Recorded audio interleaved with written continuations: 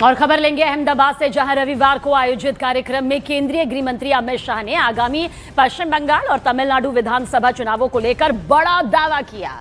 अमित शाह ने कहा कि दोनों राज्यों में एनडीए की बड़ी जीत होगी। अमित शाह ने कांग्रेस पर हमला बोलते हुए कहा कि देश की जनता कांग्रेस और उसके सहयोगियों को नकार चुकी है। और इसी मंच से शाह ने विपक्ष के नेता राहुल गांधी पर भी सीधा वार किया। उन्होंने कहा कि राहुल गांधी हर चुनाव हारने के बाद ईवीएम और मतदाता सूची को दोष देते हैं, जबकि असलियत तो यह है कि जनता कांग्रेस को स्वीकार ही नहीं कर रही।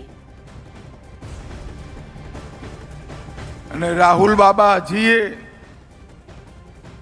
હજીએ ક્યારેક ઈવીએમ નો વાંક કાઢે, કભી મતદાતા સૂચીનો વાંક કાઢે।